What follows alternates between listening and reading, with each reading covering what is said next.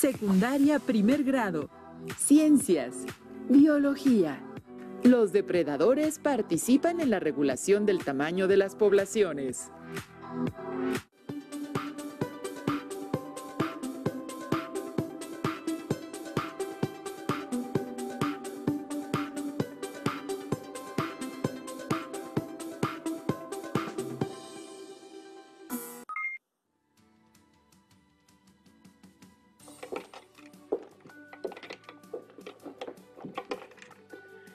¿Qué haces, maestro?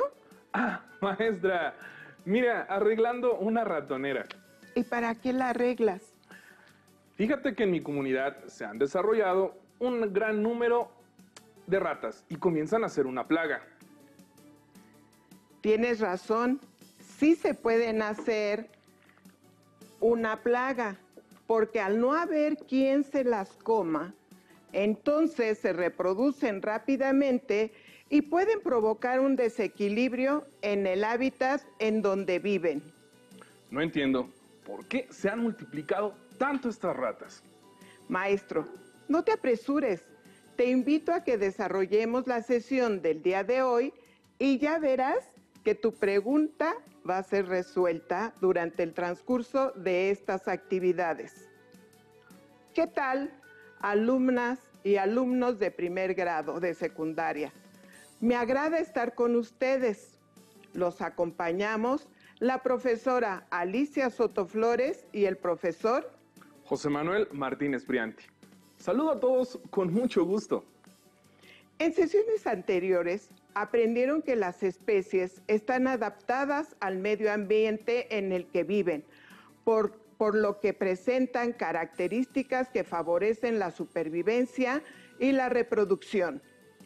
Bien, comencemos con otra aventura de Ciencias Biología. El aprendizaje esperado que hoy iniciaremos es: infiere el papel que juegan las interacciones depredador-presa y la competencia en el equilibrio de las poblaciones en un ecosistema.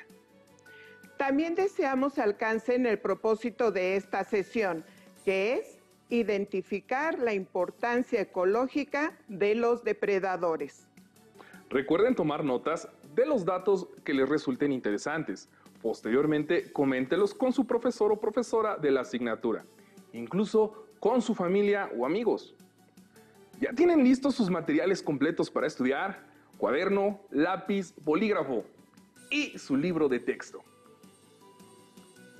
Recuerden que la elaboración del abecedario biológico es una práctica constante para consolidar las palabras nuevas o que se requieren de su frecuente consulta. Presten mucha atención para que las identifiquen e incluyan, y de esta forma se enriquezca su vocabulario científico. En esta sesión se plantearán una serie de preguntas detonadoras, mismas que les sugerimos anotar en su cuaderno y darles respuesta de forma paulatina, ya que muchas de ellas serán de utilidad en las siguientes sesiones. Para dar inicio, es importante identificar algunos conceptos. Algunos de ellos han estudiado en grados anteriores. Uno es ecosistema. Se define como el conjunto de especies en un área determinada que interactúan entre ellas y con su medio físico, en donde se pueden distinguir dos factores, bióticos y abióticos. Los invitamos a identificar los factores bióticos y abióticos de un ecosistema, pero antes en su cuaderno dividan una hoja a la mitad, donde se encuentren marcadas dos columnas. En la columna del lado derecho, coloquen como subtítulo factores bióticos y en la columna del lado izquierdo escriban factores abióticos. Una vez preparada la hoja de trabajo, presten atención a la imagen que se presenta a continuación. Por favor, realicen una lista en cada lado según corresponda. ¡Vamos! Observen con mucha atención el paisaje. ¿Qué seres vivos observan en la imagen? Se encuentran algunos animales como el alce, el venado, el zorro, el oso y el castor. Podríamos pensar por estos animales que se trata de un ecosistema boscoso. ¿Ya identificaron de qué lado los deben ubicar? Correcto. Estos deben anotarse del lado derecho porque pertenecen a los factores bióticos. Ahora, ¿cómo se imagina la temperatura en ese lugar? ¿Creen que el ambiente esté fresco o caluroso? ¿Húmedo o seco? Pareciera que es fresco. Pues bien, veamos qué elementos físicos intervienen en el ambiente de cada sitio. Observen las palabras que van apareciendo en el paisaje.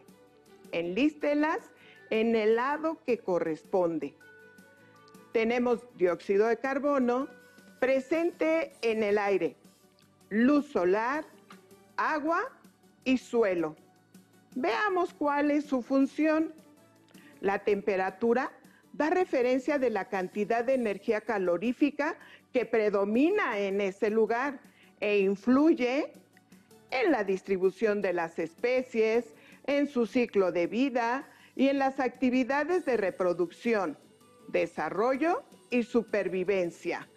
El dióxido de carbono, la luz solar y el agua son elementos indispensables para las plantas en el proceso fotosintético. La humedad es la cantidad de vapor que forma parte del aire, benéfica para los seres vivos, sobre todo para el crecimiento y fotosíntesis de las plantas. El suelo es fuente de nutrientes para las plantas. Sin él, no podrían crecer. Muy bien, ahora enlístenlos. ¿Irán colocados al igual que los otros factores bióticos o debemos acomodarlos en los factores abióticos? ¡Excelente! En los factores abióticos. Por lo tanto, escríbanlos en la columna izquierda, por favor. La lista debe incluir la temperatura, el dióxido de carbono, la luz solar, el agua y el suelo. Es importante retomar estos factores debido a que repercuten en la distribución y el tamaño de las poblaciones en los ecosistemas. Y la disminución o ausencia de algunos de ellos pueden provocar el desequilibrio ecológico, consecuencias que pueden ser graves. Estoy seguro de que también identifican cómo se organiza un ecosistema. El primer aspecto importante es individuo es la unidad básica del ámbito local, es decir, un individuo de una especie determinada. Por ejemplo, un pelícano. Población refiere a un grupo de organismos de la misma especie que conviven en un mismo tiempo y espacio y se pueden reproducir. En la imagen podemos ver a un conjunto de pelícanos. Comunidad es el conjunto de diferentes poblaciones que comparten un hábitat. Como se observa en la siguiente imagen que representa a un ecosistema marino, en donde se ven las diferentes poblaciones que lo conforman. Por ejemplo, las anémonas, esponjas, corales, peces y algas. Todos ellos conforman este ecosistema y comparten el medio físico. Por otro lado, es importante que recuerden que todos estos niveles de organización interactúan e intervienen en el equilibrio ecológico. Acabas de mencionar una palabra clave, el equilibrio ecológico. Pero antes de definirlo, hagamos la siguiente reflexión. ¿Te gusta ir de día de campo? Me encanta, es uno de mis sitios preferidos. Bueno, ¿te has dado cuenta de que todo pareciera que está puesto en un lugar bien definido? Nada sobresale. Todo se ve armonioso, apacible y con un número determinado de ciertas especies que caracterizan al lugar. Ahora que lo mencionas, efectivamente, sí se ve, se percibe el movimiento sutil del ambiente y sobre todo de armonía. Pues eso es el equilibrio ecológico. que en otras palabras se define como la capacidad de un ecosistema de mantener el balance entre los elementos que lo conforman y en cuanto a composición y abundancia de las especies. Pero este proceso le ha llevado mucho tiempo a la naturaleza, lo que ha permitido que las especies evolucionen y se adapten a su medio. También es importante entender qué es una interacción. Y esto es muy fácil, ya que nosotros mismos las hemos llevado a cabo y es la forma en que nos relacionamos constantemente los individuos con otros a lo largo de nuestra vida. Pero lo relevante de estas es que de ellas depende el equilibrio en el ecosistema. En estas relaciones constantes se lucha por los recursos que existen en el ecosistema a lo largo de su vida. Es decir, se forman relaciones biológicas. Existen diversas relaciones biológicas, pero en esta sesión nos enfocaremos en la depredación. ¿Pero en qué consiste la depredación? Es una interacción entre especies en donde una necesita cazar a otra para subsistir, ya que representa la única posibilidad para alimentarse en el medio que habita. La depredación, aunque pareciera sangrienta y voraz, ocupa un lugar sobresaliente en todo rol evolutivo, en el cual intervienen dos organismos, un depredador y una presa. Cada uno desempeña un rol importante. Antes de continuar, detengámonos un poco para saber qué es un depredador y una presa. El depredador es un organismo que se alimenta de otro igual o diferente. En otras palabras, significa que este rol hay un perjudicado, y en este caso la presa, y un beneficiado, el depredador, puesto que éste requiere de la presa para subsistir. Mientras tanto, la presa es la población que le sirve de alimento a los depredadores, es decir, es quien se caza y necesita protegerse de su depredador. Maestra, tenemos otras preguntas para nuestros estudiantes. Serán dos, que seguro podrán contestar con la siguiente información. ¿Qué sucedería si los depredadores desaparecieran en un ecosistema? ¿Por qué son necesarios los depredadores? Por ello, les invitamos a observar el siguiente video para dar algunas respuestas. Mediante un largo y continuo proceso, los componentes de un ecosistema logran mantenerse en equilibrio dinámico. De esta manera, las diversas especies que habitan en un mismo territorio no solo comparten recursos como el agua, la luz y el suelo, sino que también dependen unas de otras para sobrevivir.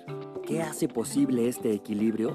El equilibrio de un ecosistema se relaciona de manera directa con la disponibilidad de energía aportada por los organismos productores como las plantas y las algas, con las condiciones del medio ambiente y con las interacciones entre las especies. Por ello, cuando alguno de estos elementos se altera o se modifica, el ecosistema pierde su estabilidad. Por ejemplo, cuando se eliminan las plantas de una selva o bosque, la energía deja de fluir por la cadena o red alimentaria, de la misma manera que cuando aumentan o disminuyen las especies. En este contexto, resulta relevante la relación depredador-presa. Veamos cómo se establece. En los ecosistemas existen varios factores que controlan la abundancia de las especies y regulan sus poblaciones. Entre dichos factores encontramos la relación depredador-presa, gracias a la cual las poblaciones varían en equilibrio dinámico. La relación depredador-presa depende, a su vez, de elementos como la fecundidad, el número de crías por camada, las estrategias que emplean los depredadores para cazar a sus presas y las estrategias que emplean las presas para evitar ser cazadas por los depredadores. Por su parte, el equilibrio dinámico se altera según los cambios específicos del número de individuos de una población, como el aumento de las presas, que permite el crecimiento poblacional de los depredadores, el incremento de depredadores, que reduce la abundancia de las presas, y el éxito de las capturas, que afecta a la población de depredadores. Estas relaciones son naturales, normales y necesarias. Sin embargo, cuando las actividades humanas alteran o modifican estos elementos, todo se sale de control. Veamos un ejemplo donde la ausencia de depredadores provoca un efecto devastador en un cultivo agrícola. La disminución de algunos depredadores naturales de los chapulines, como las aves, las lagartijas y las iguanas, ha generado que los cultivos de muchos agricultores se vean afectados por plagas de chapulines que se alimentan vorazmente de su trigo, maíz o frijol, dejando a su paso grandes extensiones de tierra totalmente devastadas. En contramedida, y con el propósito de regenerar el ecosistema, los agricultores se han visto en la necesidad de controlar el crecimiento de la población de chapulines, y para ello han introducido gradualmente nuevos depredadores como ratones, ardillas, musarañas, coyotes, zorras o zorrillos. ¿Conoces algún caso similar al de la plaga de chapulines? La presencia de los depredadores en los ecosistemas es de suma importancia para favorecer la interconexión en las cadenas tróficas, así como para controlar la cantidad de presas. Por ello, su desaparición masiva por presiones del ser humano tiene un efecto devastador en los ecosistemas. La buena noticia, como vimos en el ejemplo, es que la dinámica de los ecosistemas se puede reactivar con la reintroducción gradual de estos organismos. ¿Qué piensas sobre la función de los depredadores en los ecosistemas? Fascinante saber cómo los depredadores actúan sobre los ecosistemas. Con el hecho de que los depredadores desaparezcan, las presas crecerían sin control, dañando gravemente su hábitat y afectando a diferentes especies. Dentro de la naturaleza, cada uno de los seres vivos ocupa un lugar en específico y cumple con una función, por lo que al eliminar a los depredadores, entonces se altera el ecosistema. Es posible que algunas personas tengan la idea de que los depredadores son crueles por el solo hecho de matar a sus presas para la obtención de su alimento, como por ejemplo los lobos, tiburones, osos, leones, tigres, etc. Y para que se sorprendan, les planteamos la siguiente pregunta. Al ver a una mariquita o catarina, ¿qué sentimiento les inspira? ¿Ternura, cuidado, protección? Se sorprenderían al saber que la catarina es un insecto carnívoro con buen apetito, pues le fascinan los pulgones y otros insectos. Este insecto es de suma importancia en los plantíos agrícolas porque ayuda al control de plagas del gusano cogollero, que causan cuantiosas pérdidas en el rendimiento del cultivo de maíz. Así que no se dejen sorprender por las apariencias. Por otro lado, como el número de depredadores es bajo comparado con el número de presas, podría pensarse que la desaparición o disminución de los depredadores no tiene ningún efecto en los ecosistemas. Sin embargo, su desaparición o disminución afecta el equilibrio de los ecosistemas. Entonces, los grandes depredadores tienen un papel importante en la regulación de las poblaciones de sus presas, en general herbívoros, pero también de otros carnívoros de la cadena alimentaria, llamados mesodepredadores. Por ejemplo, algunas serpientes son consumidas por águilas. Si los grandes depredadores desaparecen, los mesodepredadores tendrán mayor oportunidad de reproducirse. Entonces, su población puede crecer desmedidamente, lo que puede provocar que consuman más presas, repercutiendo en las poblaciones de los organismos de los que se alimentan. Asimismo, los animales herbívoros más grandes probablemente también aumentarían su número. Como resultado, la vegetación podría disminuir de manera considerable, con lo que se podría afectar todo el ecosistema. Por tanto, se puede inferir que los depredadores participan en la regulación de las poblaciones de su ecosistema. Esto podría dar respuesta a mi pregunta inicial. ¿Por qué las ratas se han multiplicado tanto? Bueno, Así como lo observamos al principio, las ratas se han multiplicado al carecer de un depredador que las regule. Si no existe la depredación, estas crecen sin control, convirtiéndose en una plaga. Les invitamos a que nos acompañen en esta lectura. Se trata de un artículo sumamente importante en donde se menciona un ecosistema que estaba a punto de desaparecer, titulado ¿Por qué necesitamos a los depredadores o en qué consiste una cascada trófica?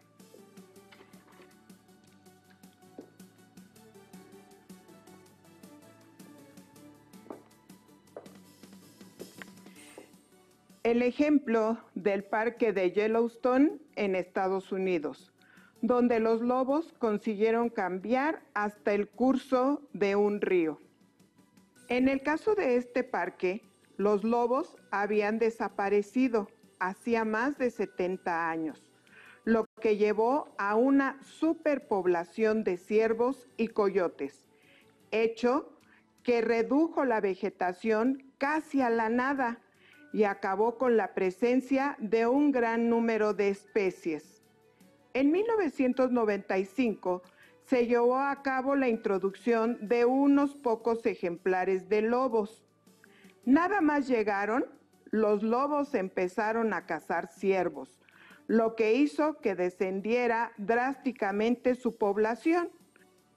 Pero no solo eso, consiguieron que los grandes herbívoros como los ciervos evitaran ciertas zonas en las que rápidamente plantas y árboles como los álamos y los sauces volvieron a crecer. Esto trajo consigo la llegada de nuevas especies como aves y castores. ¿Me ayudas, maestro, por favor?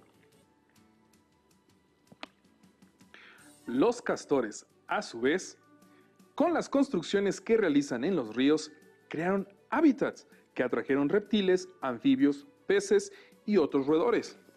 Pero la cosa no quedó ahí.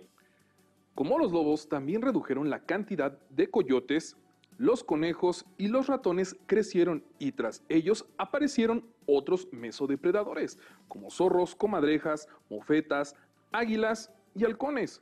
La población de osos también creció al disponer de más presas y frutos que comer, lo que también reafirmó la posición dominante de los lobos. El crecimiento de árboles y plantas, por otro lado, logró que la erosión se frenase, que los márgenes de los ríos se estrecharan y se estabilizaran, creando charcas que también atrajeron más especies. Por medio de esta lectura, le damos respuesta a las dos preguntas que realizaste anteriormente.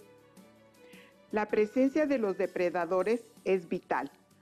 Ya vimos el papel relevante que desempeña un depredador en su ecosistema. En este caso especial, los lobos grises, quienes con su presencia colaboran en la estabilidad de la estructura del ecosistema, participan en la regulación de las poblaciones, favorecen la estabilidad del ecosistema mediante efectos positivos de la cascada trófica, como la presencia de coyotes, serpientes o comadrejas. Contribuyen en la regulación de la reproducción de las especies más pequeñas. Favorecen la recuperación del equilibrio de los factores bióticos y abióticos del ecosistema. En este caso, al reintroducir al lobo gris en su ambiente, el ecosistema inició su recuperación y al paso del tiempo se robusteció un equilibrio dinámico. Otro ejemplo es el caso de los perritos de las praderas. Los herbívoros intervienen en la regulación de las poblaciones de plantas de las que se alimentan. Cuando se pierde a los herbívoros, el paisaje se modifica rápidamente, ya que algunas especies de plantas empiezan a prevalecer sobre otras a las que no les da tiempo de regenerarse. Esto es probablemente lo que sucedería si el perrito de las praderas desapareciera de los pastizales del estado de Chihuahua, al norte de México. Muy bien, ha llegado el momento de seleccionar la palabra clave de esta sesión y que les recomendamos incluir en su abecedario biológico. Seguramente encontrarán otras más que también podrían considerar. Veamos de cuál se trata. Lanzaremos una bolita como en la ruleta y veamos cuando se pare cuál es la palabra relevante que deberán integrar. La palabra es depredador. Muy bien, la pueden incluir. Por último, les sugerimos el siguiente reto. Investiguen sobre un depredador marino a través de sus medios de consulta, como puede ser libro de texto o internet, de preferencia algún organismo que no sea muy común. Describan qué características tiene para la caza, cuáles son los beneficios que aporta a su ecosistema y cuál es su presa.